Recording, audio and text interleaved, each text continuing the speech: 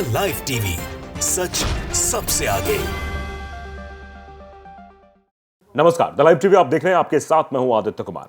अब समस्या और बढ़ती चली जा रही है। दरअसल इजरायली सोल्जर्स हमास के आगे किस कदर डर गए थे, किस तरीके से उनकी हालत हो गई थी, यह साफ तौर पर दिखाई दे रही है।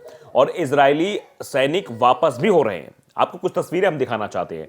आप देख सकते हैं कि Israeli soldiers cry and roar and Gaza, इसमें तस्वीरें दिखाई जा रही कैसे रो रहे हैं इजरायली सैनिक।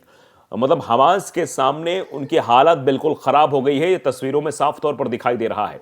आप तस्वीरों को देखकर ये अंदाजा लगा सकते हैं। Israeli soldiers cry and roar in Gaza, ये बता रहे हैं कि वहां के हालात कितने भयावह हैं, कितनी समस्या उनके सामने खड़ी हुई है और लगातार समस्या बढ़ती चली जा रही है। तो ये शुरुआत से ही रहा कि हमास के लड़ाकों के आगे इजरायली सेना टिक नहीं पा रही थी। उसकी मुसीबत लगातार बढ़ती चली जा रही थी और अब भी जो तस्वीरें निकलकर सामने आ रही वो भी इसी ओर इशारा कर रही है कि इजरायली सेना जो है बिल्कुल परेशान हो गई है, वो वापस जा रही है। उसके सामने समस्याओं का अंबार खड़ा हो गया है।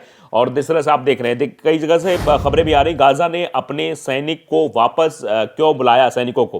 क्या हमास के खिलाफ खत्म हो गया है युद्ध? क्या हमास के खिलाफ जो युद्ध चल रहा था पूरी तरह समाप्त हो गया है? इजराइल गाजा पट्टी में तैनात अपने कुछ सैनिकों को वापस बुला रहा है। इसके साथ ही रिजर्विस्ट के तौर पर तैनात सैनिकों को भी उनके काम से मुक्त किया जा रहा है। ये फैसला गाजा में हमास के खिलाफ कथित टारगेटेड हमले करने और देश की अर्थव्यवस्था को मजबूती देने के लिए किया गया है। ये दरअसल एक बहानेबाजी जरूर की जा रही है, लेकिन हकीकत क्या है ये हम आपको तस्वीरों के माध्यम से दिखाने की कोशिश कर रहे हैं कि इजराइल की सेना किस कदर हमास की सेना के आगे मजबूर हो गई है। उसकी हालत बिल्कुल खराब हो गई है। उसको समझ नहीं आ रहा है कि आने वाले समय में वो किस तरीके से उनसे लड़ेगी। अब उनका फोकस गाजा में हमास के खिलाफ सटीक सूचना पर छापेमारी कार्रवाई करने का है।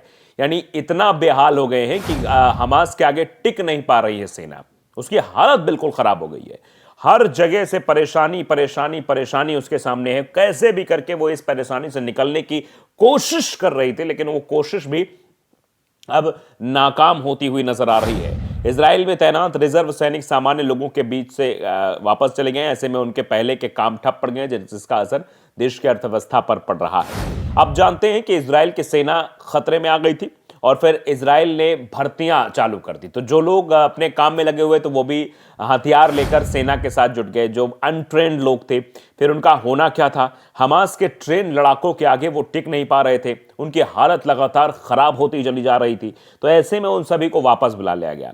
अब जो फैक्ट्री के मजदूर बंदूक लेकर युद्ध करने पहुंच जाएंगे तो उस फैक्ट्री में ताला लगना तो लाजमी है। और शायद यही वजह है कि इजराइल की अर्थव्यवस्था पटरी पर आने की बजाय पटरी से उतरती चली गई और एक समस्या जो है वो जटिल समस्या इजराइल के सामने खड़ी हो गई। अब उस पर इजराइल कैसे आगे बढ़ेगा, कैसे उस पर काम करेगा, यह भी एक अपने आप में सवाल हो गया। इजरायली अधिकारी ने कहा कि फिलिस्तीनी इलाकों में तब तक युद्ध जारी रहेगा जब तक कि इस्लामवादी गुट हमास को उखाड़ नहीं फेंका जाता है। मतलब ये जो राग अलापा जा रहा है कि हमास को उखाड़ फेंकना है, हमास को खत्म कर देना है, हमास एक ऐसी जो है बवाल किए हुआ है, ऐसी समस्या उत्पन्न किए हुआ, उस समस्या से निजात पाना है। जबकि 240 से अधिक को अगवा कर गाजा ले जाया गया जब ये मतलब हुआ था। लेकिन अब समस्या दूसरी है। दरअसल इजराइल ये सोच रहा है कि वो कैसे भी करके हमास पर या फिर इंटरनेशनल स्तर पर हमास पर दबाव बनाए, लेकिन ऐसा संभव नहीं दिखाई दे रहा है। इजराइल की सेना खुद डरी हुई है, खुद सहमी हुई है। वो हमास के लड़ाकों आगे कुछ बोल नहीं पा रही है, उनके लड़ाकों के आगे डरी सहमी है। और पहले भी हमने आपको तस्वीरें दिखाई थी, जिन तस्वीरों में साफ देखा गया था कि इजरायली सैनिक किस तरीके से हमास के आगे पेशाब तक कर दे रहे थे। उनको ये समझ नहीं आ रहा था आगे वो आने वाले समय में युद्ध कैसे करेंगे, कैसे इनसे निपटेंगे। और जो चीजें हो रही हैं वो आप देख सकते हैं। वो कह रहे हैं कि गाजा से हटाए गए कुछ सैनिकों को लेबनान समेत दूसरे संभावित मोर्चों पर तैनात किया जाएगा। लेबनान की तरफ भी लगातार स्थितियां गंभीर होती चली जा रही हैं। उधर से हिजबुल्लाह जिस तरीके से अटैक कर रहा है उसका जवाब लेबनान के द्वारा दिया नहीं जा रहा है। लेबनान के जो जहां पर अपनी सेना को तैनात कर रखा वहां से दिया नहीं जा रहा है। हमेशा से कोशिश जरूर की जाती है, लेकिन उस कोशिश पर खरे कभी उतर नहीं पाते हैं। 1 लाख सैनिकों को इजराइल ने पहले उधर लगा रखा था और अब जो गाजा पट्टी में जो सेना है उसको वहां से हटाकर फिर से लेबनान की तरफ लगाया जा रहा है। इसका सीधा मतलब यह है कि लेबनान की तरफ गतिरोध ज्यादा बढ़ गया है। हिजबुल्लाह के सामने टिक नहीं पा रहे हैं इजरायली सैनिक, उनकी भी हालत पूरी तरीके से खराब हो रही है। इजराइल ने 7 अक्टूबर को हमास के हमले के बाद गाजा पर आक्रमण शुरू कर दिया था। हमास के हमले में 1200 इजरायली नागरिकों की मौत हुई थी, जबकि 240 से ज्यादा लोगों को अगवा कर लिया गया था। इसमें से कुछ को हमास ने रिहा कर दिया, जबकि 129 लोग अभी भी कब्जे में हैं, ऐसा बताया जा रहा है। इजरायली अधिकारियों ने कहा है कि उन्होंने गाजा पर आक्रमण को 3 मुख्य चरणों में अंजाम देने की योजना बनाई है। पहला, जमीनी बलों के लिए पहुंच मार्गों को साफ करने और नागरिकों को वहां से हटने के लिए प्रोत्साहित करने के लिए तीव्र गोलाबारी करना था। दूसरा पूर्ण आक्रमण था, जो 27 अक्टूबर को शुरू हुआ है। अधिकारी ने कहा कि टैंकों और सैनिकों ने अब गाजा पट्टी में अधिकांश हिस्से पर कब्जा कर लिया और हमास के जो लोग हैं, जो सुरंगों और बंकरों में छुपे हुए हमास के जो लड़ाके हैं, उनको मार गिराने की कोशिश जरूर की जा रही है। ये कहा जा रहा है कि ये लड़ाके वहीं से इजरायली सेना पर घात लगाकर हमले कर रहे हैं। ऐसे में इजरायली सेना अब दूसरे युद्ध के तीसरे चरण की ओर आगे बढ़ रही है। ये तीसरा चरण बताकर अपनी सेना को पीछे किया जा रहा है, लेकिन आप भलीभांति ये बात समझते हैं कि इजराइल युद्ध नहीं कर पा रहा है हमास से। वो हमास के लड़ाकों को देख ही नहीं पा रहे हैं सैनिक। वो जाते हैं, वो कोई रणनीति बनाते हैं, 1 इंच आगे बढ़ते हैं तो पता लगता है पहले से ही हमास के लड़ाके अपनी रणनीति बनाए हुए बैठे हैं और एक बार में स्वाहा, मतलब समाप्त कर देते हैं इजराइल के सैनिकों को। तो इजराइल इसलिए पीछे हो रहा है। इजराइल की अपनी एक मजबूरी है, लेकिन इसको तीसरा चरण बता के और फिर ये कह देना कि शेर पीछे इसलिए जाता है कि ताकि वो लंबी छलांग लगा सके, ये जो कुछ मुहावरों के आधार पर इजराइल ये बताने की कोशिश कर रहा है कि हम अभी हमास को खत्म किए बिना मानेंगे नहीं, हमारी लड़ाई अंतिम दौर तक जारी रहेगी, हम छोड़ेंगे नहीं जब तक तोड़ेंगे नहीं। इस तरीके की बातें जरूर इजराइल करने की कोशिश कर रहा है, लेकिन हालात उसके उस गवाही नहीं दे रहे हैं। बस केवल वो महिमा मंडन करने की कोशिश जरूर कर रहा है कि ताकि वो विश्व को बता सके कि हम डरे नहीं हैं, हम डिगे नहीं हैं। हमने तो सेना अपनी इसलिए वापस बुलाई है ताकि हम प्लानिंग के आधार पर काम कर सकें।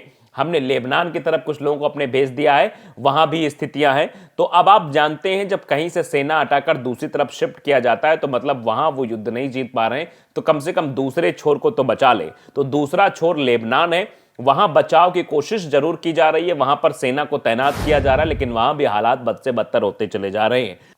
हमास के आगे इजरायली सैनिकों के अंदर जो डर है हमास का, वो इस कदर है जिसकी कल्पना भी आप शायद नहीं कर सकते हैं। एक सैनिक जब वह वहां पहुंचा तो उसने बताया कि अभी भी रात में जब हम जगते हैं तो हम रात में स्वप्न देखकर अगर हमास का कोई भी लड़ाका हमारे सपनों में आ जाता है तो हम पैंट में पेशाब कर देते हैं। तो ये हालत अभी जो वहां से बचे हुए इजरायली सैनिकों की है वो है। तो ऐसे में आप अंदाजा लगाइए कौन मौत के मुंह में जाना चाहेगा। भाई कोई नहीं जाना चाहता, और यही वजह है कि इजराइल के प्रधानमंत्री बेंजामिन नेतन्याहू भेजम पर भेज लगे थे और एक के बाद एक टैंकों को तबाह किया जा रहा था, उनके लोगों को तबाह किया जा रहा था, हालत खराब हो रही थी, परेशानी लगातार बढ़ रही थी। उस परेशानी से निजात कैसे पाते, तो ये फॉर्मूला अपनाया गया है कि सेना को पीछे बुला लेते हैं, लेबनान की तरफ जो प्रतिरोध बढ़ रहा है वहां लगा देते हैं, ताकि ये मार्केट में खबर ना जाए कि इजराइल पीछे हो गया है, इजराइल हार गया है। क्योंकि अगर ऐसे ही युद्ध चलता रहा फिर तो हमारे सैनिक ऐसे ही मारे जाते रहेंगे, समस्या खड़ी और हो जाएगी। तो द लाइव टीवी को अगर आपने सब्सक्राइब नहीं किया जरूर करिए, बेल आइकन दबाइए ताकि सच खबर आप तक पहुंचती रहे। नमस्कार। द लाइव टीवी, सच सबसे आगे।